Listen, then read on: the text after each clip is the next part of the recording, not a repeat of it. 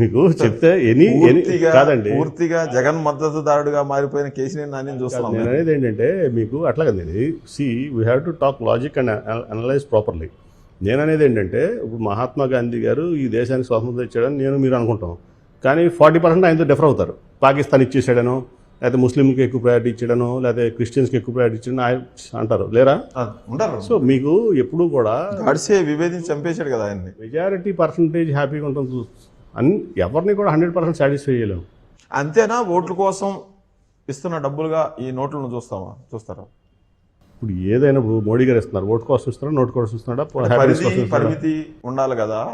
మీరు చెప్పినట్టు 2,44,000 కోట్ల రూపాయలు నాకు డిబిటీ, ఇంకో 2,40,000 కోట్లు ఇండైరెక్ట్ డిబిటీ ఇచ్చారు, 5 లక్షల కోట్లు. ఈ రాష్ట్రానికి ఉన్న కెపాసిటీ ఎంత, ఈ రాష్ట్రంలో జనరేట్ అవుతున్న ఇన్కమ్ ఎంత, ఈ రాష్ట్ర ప్రభుత్వం క్రియేట్ చేసిన వెల్త్ ఎంత, అవన్నీ చూసుకోకుండా 14 to 19 ఏం వెల్త్ క్రియేట్ చేశాడు చంద్రబాబు నాయుడు? ఏం క్యాపిటల్ ఎక్స్పెండిచర్ పెట్టాడు చెప్పండి నాకు?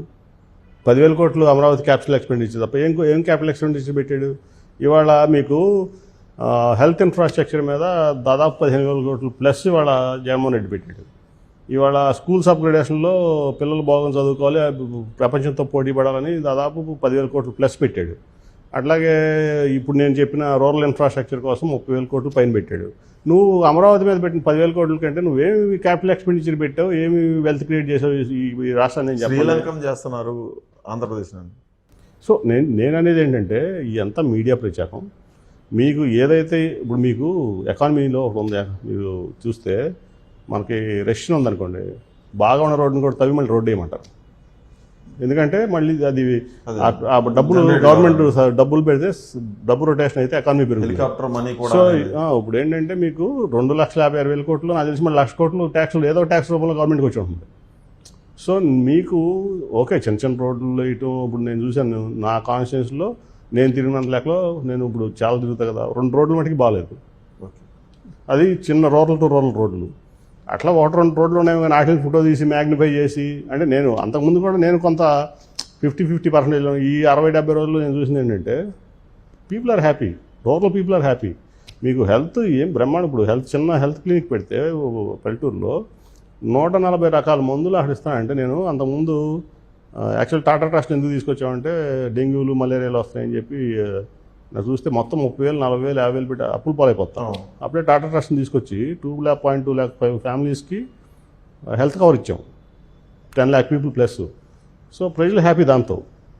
అట్లా హెల్త్ ఇస్తున్నాడు, ఎడ్యుకేషన్ ఇస్తున్నాడు, మీకు రకరకాలైనటువంటి స్కీముల్లో పేదవాడికి ఒక హ్యాపీనెస్ వస్తుంది. నేనైతే ఒక హ్యాపీనెస్ని చూస్తున్నా ఎస్పెషల్లీ ఈ 60 రోజుల్లో.